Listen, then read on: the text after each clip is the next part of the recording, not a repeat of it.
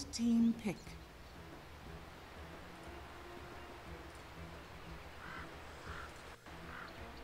Hello, ladies and gentlemen. Welcome back into the Royal Arena. It is Friends versus Kaipi, game number 2 of this 2-game series. Ladies and gentlemen, it has been a long time since I've stood behind the microphone. At least that's how I feel about it. But it's so good to be back here on Moonduck TV. My name is Mont, joined today by my good friend Pax Trent. It has been forever. How the hell are you, buddy? Oh, man, I haven't heard your lovely voice in so long. Thank you. It's like been since, I want to say since TI, is it not? It was, I think, right after TI we did a tournament with Purge and I for a little bit, and then after that I went on my, it has been a while, though. It has been a while. It's been forever, yeah. Since, what was that, WCA, GGA, those things, Global Grandmasters? Yeah, GGM, it was GGM, yep. That's the one. Okay, well, yeah, we're here. Yeah, you've missed out on some excitement. Omni Knights being first banned these days. Yeah, I mean, that's the thing. Like, I go away for 3 weeks, and all of a sudden, everything in the Dota world has changed. Everything I know. It's like Slacks is influencing the meta now. There's Outworld Devourer first pick. Axe is being played by a ton of people. It's just, it's topsy-turvy, man. It's really interesting because, so I should clarify, I've been out of the scene for about 3 weeks. I had no contact with the internet or the outside world. I've been very sick in the hospital, dealing with some health issues. And Trent, the world has turned up on side of its head. So what's going on in the Dota world right now? I mean, you're kind of looking at it. OD's the hero. Pretty good stuff. Pretty solid first overall pick would be generally your Outworld Devourer. Some teams like Oracle first, and other teams will take the Drow first. It all kind of depends on what else is left in the pool. But with Drow gone, Bat Rider gone, and the Shadow Demon gone, Odie's pretty much the best one left. You can't work into like a Shadow Demon plus 1 hero. That's a big combination going. You don't necessarily have to take the Oracle first overall because the Bat Rider's not left in the pool, so you don't want that defensive possibility up against him being picked first. And you don't have the benefit of just taking Drow first and building a lineup out of that. So with all those things off the table, it becomes Odie first pick. And we'll probably see some sort of a defensive support or a buffing support like an Ogre Magi or something for this OD in our second phase. But, you know, win your lane and group up as a team and win the game. That's the whole plan for Kaipi right now. How much is the ban rate, would you say, on OD? Is it banned in 90% of the games? Is it shocking that it gets through here in this particular first pick, that Kaipi gets it? Not super shocked. I would say it's in the first phase like 60 to 70% of the time, and I don't think it gets ignored. It probably gets ignored in like 5% of matches or something, if there's some weird opener where like both mids get decided or something like that. So not too uncommon to see it, but not every game for sure. He's usually the guy up there in the first couple slots, probably replacing that Omni Knight in the majority of games. Yeah. I will tell you what's interesting about the last game that I was watching, obviously, in that first game. The Spectre pickup from Bone 7, you guys talked about it during the draft, and I thought it was quite an interesting choice as well. That hero just doesn't seem to be picked a lot in Dota. I mean, you talked about it. You said that Bone 7 is really the only person that plays that hero, and obviously with Sing Sing playing the mid-Juggernaut, they were able to take it to that anti-mage as well as the rest of the lineup from Friends, and they did very well with the combination of those two heroes. It was surprising, I would say, that the Spectre had a much bigger impact than I would have anticipated. So it was pretty well. I mean, typical Bone 7, right? Right, Just gets a 20-minute radiance and everything's fine. Big recovery plays. A lot of that coming out from 3-3 on his Bat Rider, and this time it'll be on the Axe. So shorter cooldown than the Lasso. Maybe we'll be seeing some even more intense action. The big one's going to be Bambo's hero, though. That's pretty exciting. Yeah, every time, like, Bambo always just has that giant impact, whether it's for better or for worse. I mean, we talk about it every time we see Bambo play. It's like, well, what kind of Bambo are we going to see today? Are we going to see some ridiculous moves that he makes? He jukes like 3 different heroes getting kills all over the place diving, or will he make some other type of Bambo plays? Now, this is an interesting pick. The Pugna, which I haven't seen too much of recently, but obviously I haven't been around Dota a lot. So how do you feel about the Pugna pick coming out here, Trent? That's weird. Not a popular hero. Not someone we're seeing much of at all. And kind of similarly, Night Stalker, definitely getting more love than Pugna. No question about that. The Bone 7's been someone who's just always been about Night Stalker. He used to first ban this guy when the hero wasn't even being picked by anyone. I'm not sure what his love for it is. I love Night Stalker. I think that hero is exceptionally good. It's always kind of cool up against the Keeper of the Light, too. Yeah, you know? Exactly, yeah. Shut that down a little bit, but the only downside is that he doesn't offer any sort of a buff or any sort of a defensive capability to an OD, which is pretty weird. Like, almost every draft has one of those two things coming out for the Outworld Devourer. So it's, you know, you almost always have an Ogre Magi to give him some boost, or you have an Oracle to give him the False Promise, or an Omni Knight to give him Repel. This game, Sing Sing's just kind of on its own. Yeah, the thing that's interesting to me is where they're going to lane the Night Stalker as well. And I do like what you talked about, the Keeper of the Light versus the Night Stalker matchup. It's cool to see that day-night cycle kind of interact. But how do you think they're going to lane this up for Kaipi right now? He'll go up with 3/3 in the offlane. Yeah. He's probably get like a early-ish Boots Windlace kind of thing and just run and punch heroes, Bambo diving towers, typical stuff. Think about someone like a Pugna, just such an easy target. If he gets silenced up and can't decrep himself, quite dead. Yeah, that's true. They're so squishy. They can get chased down rather. Even like the Jug and Sand King aren't the tankiest heroes. When you get voided and chased down by a Night Stalker, Axe, and OD. Like, there's a lot of burst damage here coming out from this Kaipi side. Finger, Culling Blade, Void. There's some good burst damage coming out from this Kaipi side. And we'll see how it interacts with Friends, who is a relatively squishy lineup. And what Friends are going to pick last year, as well as Probably Kaipi. Razor. Yeah. I like that actually a lot. I do like that. I'm surprised that I'm surprised they banned Viper over Razor. I feel like Razor's actually a little bit stronger just because of all the single target from the Lion and the Night Stalker and the OD, where there's a lot of that back purge coming from a Razor. I'm all for Viper, Trent. Listen, yeah, I know. You know if me. Anyone's for a Viper. that's who I am. But he is going to be taken out of the pool. Lifesteal on the other side for Friends. The last ban with 52 seconds of reserve time coming through. So they have plenty of time to think about this and what they want to go ahead and pick up for Kaipi. But, I mean, looking at the draft as it stands now, I do favor Kaipi's lineup here. I don't know. There is some good burst damage. There's some good split push. There's a lot of ways to take towers, at least with the Juggernaut and the Pugna, obviously, for Friends as well. You have, Nether Blast as well, as you could just throw down that healing ward, have the Juggo to work on towers. So I had a rather scary thought just now. What's that? I wonder if Bone 7 is going to do some crazy core Night Stalker. Like, if anyone was going to do it... so down for that. You've gotten me excited. It's either that or his Tinker. Not as excited for the Tinker. Either. I was actually going to say this. I was going to say this. Damn it. I was like, you were talking about buffing up heroes. It's true. I had the same thought. It's like literally the only core. I was like, are there any position ones that have a decent buff? It's like, well, there's Warcry, but that's still, like, it's not, it's kind of shit. Like... in terms of buffs go, but you are correct, good sir. All right, good. I mean, this is interesting. I like this to a certain extent. The OD rule applies. It stays true. There's always one buffing hero. Yeah.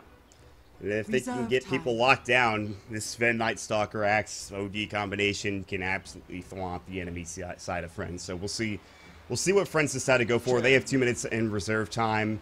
Important to note, Friends did have a scheduled game. It is a Chen. I was just say the same thing. Yeah, so I think they really that Chen pickup is a pretty big indication that they want to push very hard and very fast. So we will see how that goes as we jump into the game here. They're on a schedule. They're ready to go. They got to get over to some Summit games, from what I understand. So let's just go Coddle Jug, Sand King, Pugna, Chen.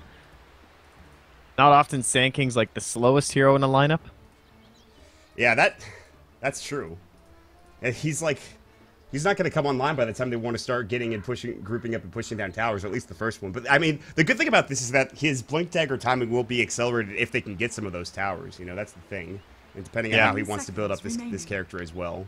So pretty decent ganks coming in from the Chen too. So. Yeah, I mean, that's the biggest thing with the hero in the early game, but. We'll see how things turn out. This is just it looks like a thrown together team, honestly. This Friends lineup is just like some all random shit. Yeah, it really is, right? Like it doesn't seem like it would gel nicely. At least that's the way it looks from my point of view, but like when your team all randoms, like just all supports is what it looks like, But of course, Pugna's Sand great cores days, so everything should be a-okay for them. Look at this Jug set. Oh, and the Posies in too. Boom. What a way to start the game. Yeah, so we're waiting on a pause right now. We'll jump back into it as soon as we get ready to go. But looking at the draft and looking at the game right now, Trent, who would you favor going into this second game? I think you kind of have to just favor the Radiant side for Kaipi, only because they have so many more options to win the game. Like, Friends have one option. It is they push quickly, they get a lot of towers down, they get some sick items up on, like, this Pugna and this Sand King. Juggernaut gets big farm, they get Aegis, and they just keep pressure, like, the whole time. Whereas Kaipi, it's like, I have an OD and a Sven. Like, I'm okay going past 30 minutes. Yeah. It's like, all right, we got to win in 20 minutes or else that's it. Yeah, I mean, we're done. that makes sense, though, because of what they have to do within, they have the next series they have to play, obviously. I get it. I understand you have to play to what you have to do in the next couple of minutes here. But I think that Kaipi, they have an excellent draft. You talked about it. They have this Sven to fall back on. They have the OD, obviously. I'm really excited to watch and see what this Night Stalker played by Bambo can do. I'm very interested to see that 3-3 on the axe, obviously. So, some vision placed down. You can see the Radiant Ward placed a little bit further into the jungle just to get some vision of the Chen and his rotations and his jungling as well. And right now, waiting for the rune to spawn. Lanes are setting up to be pretty standard stuff here. I don't think this is anything too shocking. No, exactly what one would anticipate. No, I'm pretty hyped up. I love Pugna drafts. There is certainly the chance they just snowball win this game. Like, just because I would say I favor the Radiant doesn't mean it's like over, because they have one way to win, but it is certainly a very intense one when it comes to Chen and Pugna. Like, if they just knock down this OD once, maybe there's a successful gank coming in from a troll creep or something like that, your tower just loses half its HP like instantly if it's like the 6-minute mark. So. We'll see if those ganks can be successful. Some more, like we talked about, the ward place down. And Bambo's already being aggressive. He's got boots first. He's going to keep an eye on No Fear here. The courier is coming out, by the way, but Bambo is not really, nor is he inclined to go for the courier. He'll throw up a void and just push No Fear out of the jungle already. It's like, this is my jungle. You're not getting a free creep. You're not getting a free jungle. It's going to be tough. Back mid. And the Pugna just going to work Nether Blast. This is an interesting matchup. How do you feel about the Pugna versus the OD, especially with Bambo coming in? Yeah, with Bambo coming in, it's certainly going to be a hell of a lot easier. Good setup. He won't go down, but I'll take a lot of harass. Undershock has to salve up. He has 2 tangos. He picks up his 3rd GG branch, which was on the ground. And that'll be that. In 3 top lane, there's going to be the Mana Leak from Yoki. Yoku trying to get something done. Meanwhile, Afterlife will deny himself in the meantime. 3-3, going to try to TP out. Looks like he should be successful. A lot of damage still taken. He's going to have to go all the way back to the well, so he'll have to run back to the lane. It's going to take some time. Yoku, I think, underestimating his own damage there. Possibly would have had the kills to spin, but it wouldn't make a big difference, honestly. Like, he already has to go back to base, then your spins on cooldown, then you're worried about other stuff, so it's fine. Send him on home. Let Bambo just kind of leech up in the lane here. Yeah, get some experience for him. Especially get that level 4 before nighttime if you can, but it's going to be difficult as a support Night Stalker, or at least that's what it looks like. He's going to get Mana Leaked. He's out of mana. Yoku does have tanky, spin. though. Yeah, I mean, this is a Night Stalker. He doesn't have a Stout Shield, excuse me, but he still is rather tanky early on in the game. Yeah, 5 armor, 2.7 regen. That's fine. Yeah, he should be okay. By the way, I like the rotation that No Fear already made. He's already rotated down bottom. He put a lot of harass early on into Bone 7 with the Satyr Tormentor. He's going to throw up another Shockwave, just being a nuisance to the Sven down in the bottom lane. Yeah, Sanking's kind of become like Shanghai Major era Slardar, where he's that hero that so many supports can come down and help in the lane and just have such a big impact, because you can set up with stun, and you're still very survivable, so they're already, like, they're so used to you being near the waves of Sand King that they don't really know when you're just going to jump on them. For a strike away for the Sand King to get out of trouble. Meanwhile, 3-3 and Bambo starting to put some pressure on the top lane. Still, Yoku getting a lot of CS, 12 last hits right now, but the Pugna in the mid lane, obviously with Nether Blast, having a great time. 14 last hits to the 10 of the Outworld Devour. Sure, he's taking a bit of damage, but he's still doing rather well. Undershock CSing very nicely in this mid lane. Yeah, Pugna's weird because you just like push the lane, right? So basically he'll just be shoving the OD under his tower the whole time. You might even see an early point in the Arcane Orb come out from Sing Sing. I think he's possibly considering, he's still holding it right now. Yeah. Right now the build is generally just like, like he has right now, where you just go like 0, 3, 4, or something like that. You just kind of take the Arcane Orb when you need it. But depending on how the last sets go, he might need it. You need to get out of here. Sing Sing is on the hunt. Movement speed-wise, it's 315 versus 300. Sing just cannot chase after him quickly enough. And No Fear actually somehow avoids 3 heroes from Kaipi rotating in, trying to get that kill. And he heads back up to the top rune spot. It's awkward. And Bambo's still on the hunt. Or he just wants to secure the 4-minute rune at some point. I'm not sure. Yeah, it's pretty important up against the Pugna, just because he wants to non-stop spam. And that's the way Pugna just has a great time in this lane. That's kind of against like anyone. If you can just keep throwing out Nether Blast, there's not really much you can do. Obviously, he can throw out the ward. He also has this creep chilling around here, and now the entire army comes from No Fear. 2 Satyr Tormentors, 2 Shockwaves this early into the game is not going to feel particularly good for any hero on Kaipi, so they need to be very wary of how they approach these runes. And No Fear is already heading down towards that bottom rune spot. Undershock, he does have the raindrop. Just He's gonna try to push this out. It's actually. Did you see him decrep that creep? Yeah, that Sing couldn't deny it. Yeah, that was pretty good. That's like a next level play. I'm sure if Sing Sing had Astral up, he would have Astraled it just because. That just seems like something Sing Sing would do. He'd be like, no, I need this deny. Like, it's the so morale funny. game. Now I'm waiting for it, too. Next time he decrypts a creep, he's just going to Astral. Oh, that'd be great. Rotating in Sing and Bambo looking to go for a kill. Undershock seems to know something's amiss. At least he's waiting for his bottle to be crowed back. Now he'll get the vision of Bambo. Knows something's up. Will sit behind his tower. There will almost certainly be TPs ready from friends if they decide to dive this. But knowing Bambo, he'd want to go for it. Still, it's a bit too late. Yeah, looks like he'll just come on down bottom. He's like, okay, well, there's a Radiant Ward, so they'll spot this. They've been moving around so much. The only two heroes they're not moving around is like the Jug and obviously the Keeper of the Light in that top lane. And yeah, maybe the Pugna to a certain extent. But there's a lot of movement happening in this game. And they will go for the early push. It's 5 minutes in. They want to take the opposing safe lane. What are they going to do? Top lane, there's going to be the Void. Here comes the Axe. He's got Call ready to go. But Yoku gets off a nice little body block. The spin will come through. He's low. They need another Void, and they should find the kill with Bambo, and he will get it. First Blood Yoku. They don't have the Void to stop the TP. He'll just go ahead and TP back to base. As that tier 1 tower does fall in the bottom lane, so it is First Blood for the safe lane tier 1. Almost, I think, certainly favors friends in this situation. That tower is just such a great access point. And they are not stopping bottom. No, they're going to keep going. Radiant's bottom tower is under attack. Not much of that Kaipi really want to do here. They're going to just have Sing Sing continue to farm it. At what point do they TP back and try to defend this? Can they even? I mean, Afterlife sitting up front, they can really burst can't. strike and they could just nether blast them down. I don't really think they can deal with this. Oh, this is one of those awkward games. Probably the best thing going for Kaipi is that friends don't have someone who will be able to steal Ancients, so they can start stacking those up and hopefully get them going on the Sven. Certainly, unlikely, I would say, that this is going to end up being a Vanguard game for the Axe. He just needs to blink so early. Yoku top lane, Hex up, first spike, Void already used. They need the silence. They don't get it off in time. Bambo had it, was waiting though, and it looks like he waited too long, or he just said, we can't get this kill, and they're going to back away. One of the two.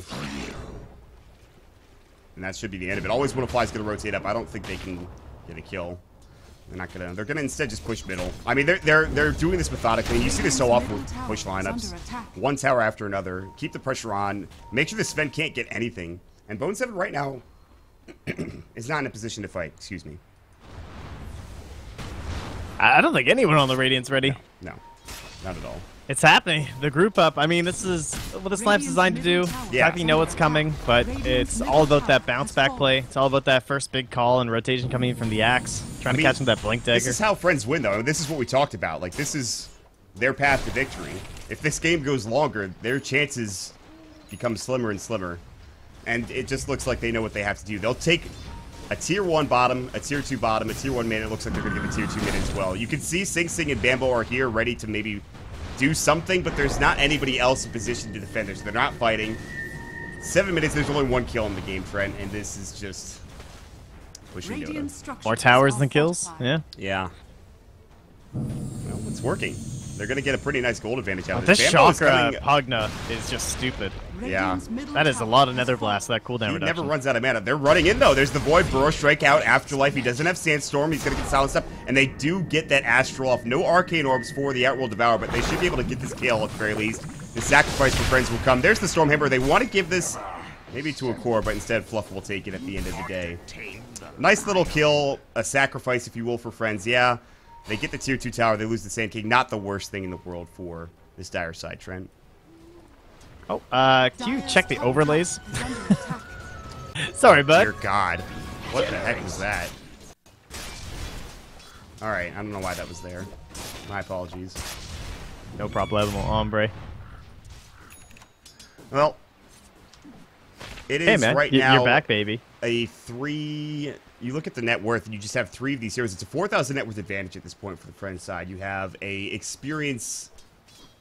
you have a graph that's just even in experience, which is not really that big of a deal. You expect the experience to be even because friends are grouping up and they're getting some experience on Yoku. But right now, they have a pretty big advantage. 4,000 is significant, and it's going to continue to build up as they continue to push.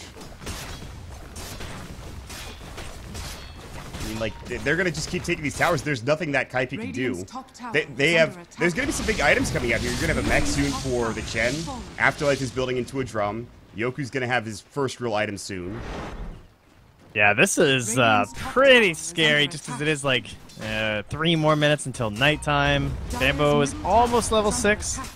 Get it here in a moment. Basically, their best possible play is some sort of a wraparound where they silence up the Pugna and bring him down right away.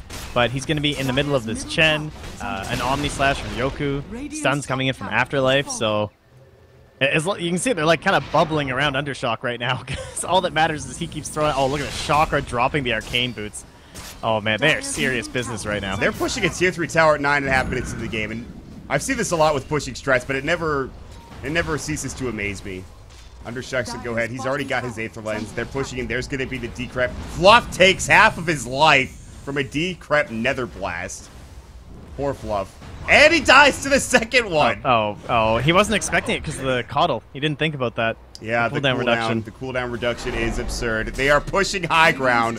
10 minutes into this game, the wraparound is coming with the smoke from Bambo and 3-3.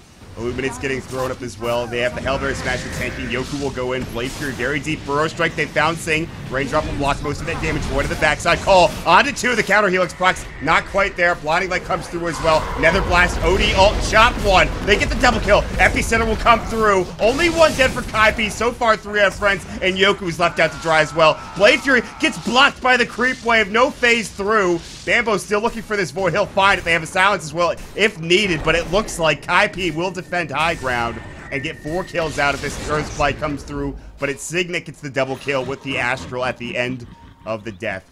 And Bambo is not done yet. He's looking for Undershock. He'll find him. The void will come through as well. Another TP, and this time they see always would fly. They will back up, and they'll be happy with the amount of kills they've accrued over that last team fight. This is like some textbook Dota. Like, this is what you got to do against these push strats. You guys are going to see them in your pubs. It happens. And if you look at, like, the net worth graph, you can see it was steadily climbing. But the other thing that happens when you look at the experience is during that whole time, despite the big gold lead that you start to get, the experience was actually already moving in Kaipi's favor by the time, like, then they win the fight. And then, of course, it skyrockets now to 3,000. And oh, Bone 7. This full blast. Yeah, that's going to hurt. Oh, Warcry, he doesn't take any damage from Keeper of the Lights right click. 67 damage blocked by that armor from 19. No panic. Literally taking no damage. With a Stout Shield as well, so.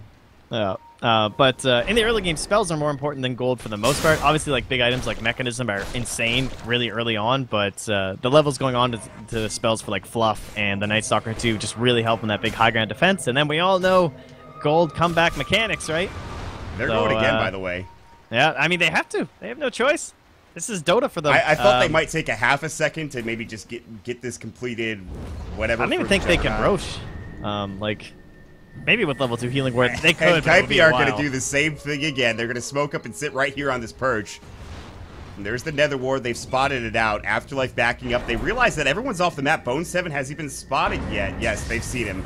They're going to come through the Observer Ward. We'll scout him out. They're looking to try to find him, and now it's going to be Kaipi backing up. Bambo will bring down a creep in the meantime, and here we go with the push again. And this time, Kaipi aren't really in a position to defend this, and this is going to fall quickly. Look at the one Nether Blast, and the creep's going to work on the range tracks. There is no glyph. 3-3 gets ensnared. There's the Burrow Strike. He's out of position. The Nether Blast should bring him down and will. Stormhammer on it too. The God Strength as well. Earthspike hits on it too. But is it enough? Epicenter comes through. Bone 7. Omni slashed up. Hand of God. Bone 7 in trouble. Will go down. Afterlife gets the kill with the Burrow Strike. But Bambo on the hunt looking for Undershock at the high ground. He's all alone at this point. The Chen's already dead. No send back available, but the Nether Blast, the Life Drain with the Decrep, and Bambo should fall to this Blade Fury. He's low, but it looks like he's fast either way. Fluff in the meantime will go down to the Blade Fury with the help of Undershock.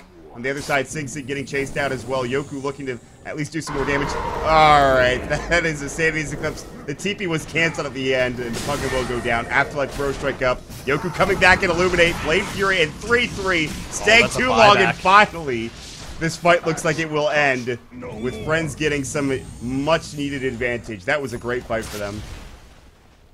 Oh, that hurts so much too. Axe knowing they need to save this melee racks, or else their net worth income is just going to drop dramatically. They lose the melees at this point, right? Like every creep that comes in is just worth so much less. But costing a buyback and then it turning into a dieback there, that is so painful. Like that's a total loss of. That must be over 900 gold for the Axe, if not more. He would have been so close to his blink right now. Yep. 1,200 gold now. He's a little further away. Recall coming in. They'll bring everybody back, and it's, again, that pushing lineup with No Fear coming in momentarily.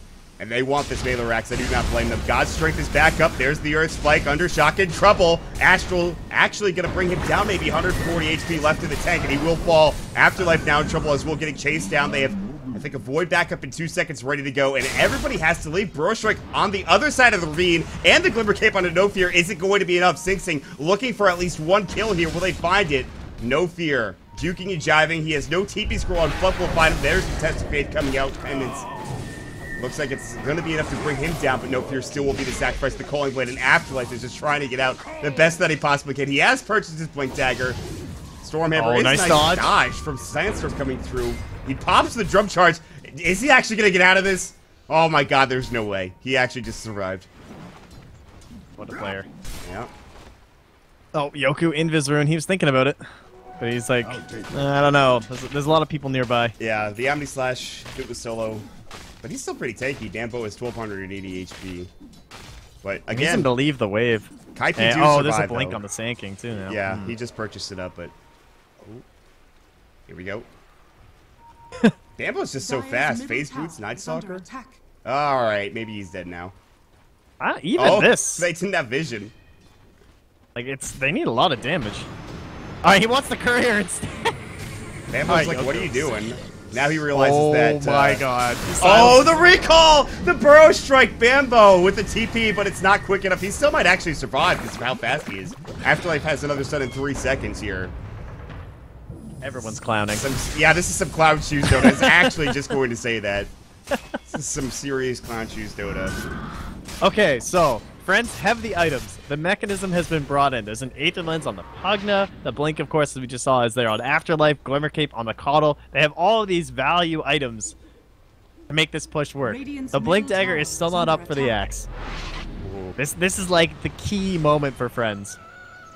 I don't. Yeah, if they don't win this fight here, I guess with the win they had earlier with that 4-man wipe and the dieback as well, I think that's they have some time a little bit, but and look, I've seen this play before. Kaipi Smoke 2. This wrap looks around. familiar, yeah. This looks very familiar. Absolutely. They steal the Centaur Conqueror. That's nice. They're just gonna wait. Kaipi looking to find the right initiation right now. Some way to jump in. Oh no, the Blink Dagger was canceled! Oh, 3-3, not getting off his Blink call. And that'll be the end of that smoke play, at least from the Axis point of view. They still have Bambo as well, but now Fluff has been called out. Bambo's going to void Afterlife. Fluff still might be in trouble. Blink call onto 2. Finger onto No Fear. Looking good so far right now for Kaipi. The mech is up. Hand of God is still there. He gets it off in time. There's the epicenter. First strike onto 2. Is it enough? Here comes Yoku. Blade Fury's up in Bone 7, getting chopped down, or rather doing the chopping, but he gets Bloody Light pushed down to the low ground. And now 3-3 has to man up against Afterlife and always want to fly in his own. Meanwhile, Yoku does take down another, and they will bring down 3. It's crazy fights, Trent. Ah, God, I can't handle it. The respawns are so short. The Fluff's already about to be back. Oh, they're doing it. All right, they're go doing the for it buyback. now. No Recall OD it. for 26, no axe for 30. And while those respawn timers might seem low now, that is the longest it's going to be. It has been for this entire game. This is their best opportunity, and they know it. They're going to try to push down this Melee Axe. They want to get one full set here, and there's a good chance they can. No more Glyph available. Nether Blast taking it down quickly. You just gotta run at them. They can't lose this melee. Undershock, yeah, they are running at them. Glimmer Cape's going to go. Burrow Strike onto Fluff. Not again. Fluff, no. Looks like he might actually survive. Nether Blast not in range, but the Rax, it will go down finally. The first set taken by friends.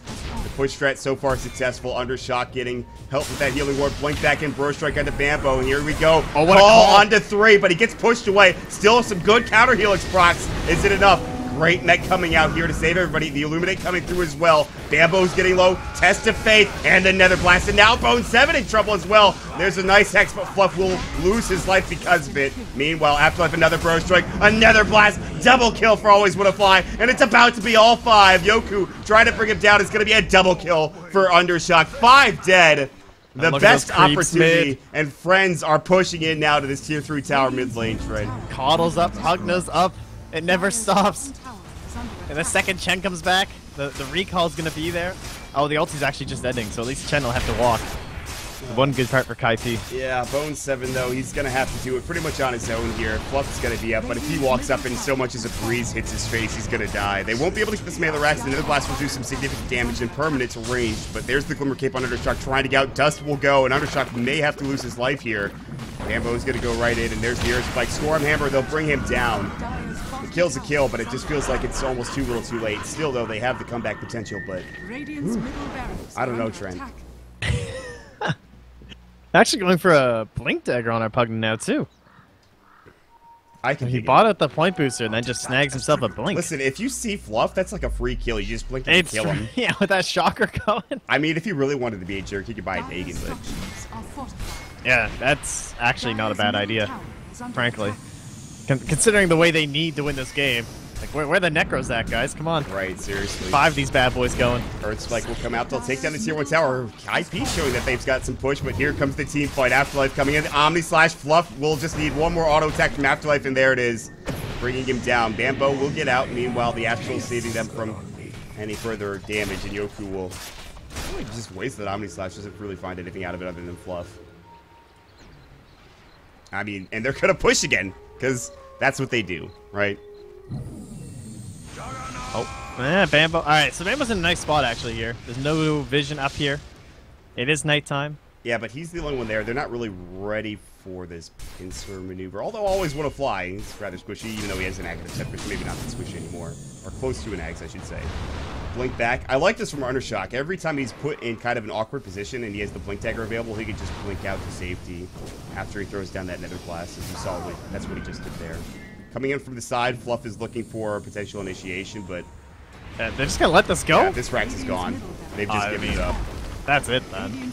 2 racks down at 20 minutes in, and they have nothing, and Fluff's about to die. Yeah, this is looking bad. Kaipi, 3-3. His last gasp is what it seems like. They even get the net off as well. Nether Blast. They actually push him out of it with a Blinding Light. They will save him with the Astral. The Blade Fury on top should be enough to bring him down. It's with the Astral as well, and in fact it is. He'll have to buy back. And they are barely holding on, this Kaipi lineup. Friends are about to even this series up. Chen Seal and range creep, guys. That's the point we're at. I mean, like... Alright, the counter Seal back with the helm. This is like all or nothing right now. This is just like one creep can make all the difference in the world for one of these teams. I can't believe they didn't fight mid. I guess they just didn't have the cooldowns ready, but that is rough stuff to give a free racks. 20 minutes, especially when it's your second one. Yeah. It just seems like they don't have anything to tank. Bone 7 is barely... If he can get a good initiation, and that's not it, then they'll be in a good spot. Afterlife blinks in, Burrow strikes from that angle again. Meanwhile, they do force themselves out of that Nether Blast, so he will survive. Bone 7 looking for the Storm Hammer. Manta dies by Yoku. Nicely done. Blade Fury out, and Bone 7 just cannot find the hero to go on. Gets, of course, kited and kited again. Finger will come out. No Fear Hands of Gods. Epicenter on the other side. Gets Afterlife a double kill. Omni Slash will come through. And Bambo, as well as Bone 7, pretty low. Yoku actually getting focused down. Yoku in trouble. He will fall. Afterlife, though, coming with the Burrow Strike, and that's it. GG's called with 4 dead. Well played coming out from this friend's side, and they had to win in like 25 minutes, and guess what, Trent? They did it. They did it. Yeah. Wow. All right, so good stuff for Friends. Looks like they're going to make their date in their other match there. I believe they're playing Liquid, so that's actually going to be pretty hype. Too bad you guys will be here, obviously, because we have another game starting in like 20 minutes. We do. With Kaipi again. So all you, Sing Sing, Bone 7 fans out there, new fans of Mr. 3-3, he's been playing pretty fantastically lately. But Friends don't. I mean, that's a pretty cool strat to just whip out. The Pugna coming out in the 4th, kind of, that's when you really drop it, because these were kind of meta heroes, right? Sand King, Jug, Coddle, not a big deal. Right. But once that Pugna comes out, you're like, oh shit. And then the Chen, you're like, oh fuck. Yeah. We have an OD. I mean, Kaipi could have known. They could have been like, all right, well, they have to win within a certain amount of time. We could ban out pushing heroes, but, I don't know. It just, we both thought the Friends, or the Kaipi draft, looked better on paper. And then it's just, Friends hit that timing. They had some good ganks. It really came down to the tower pushes that Kaipi just couldn't do anything about, really. Yeah, exactly. The first, 3-4 towers, because, I mean, there's a reason we don't see this exact draft every day, or, like teams would just run it if it was unstoppable. It's just, it's hard to execute that flawlessly as it looked right there for Friends. Like, they just kind of walked up, took every building, but the way they drafted it out, the way they kind of lured it out at the start with, heroes that weren't necessarily, Sand King isn't the ideal offlaner for a strat like this, but it works. good enough that you can just kind of use it to maybe mask your overall strat. So Yep. well played to Friends. I mean, all credit to them for winning that game. Yeah, that was an impressive display, honestly. A lot of fun to watch, too. Some good action, some good team fights, and pretty short game on top it's of like that. 20, what was it? 25 39 kills at the end in 22 minutes. Yeah, it was kind of insane how many kills there were per minute, essentially. But with that, we are going to take a quick break. We will have another series, another 2-game series coming up, and that, I believe, is Kaipi versus Question Mark, which will start shortly. Yes, So that is correct.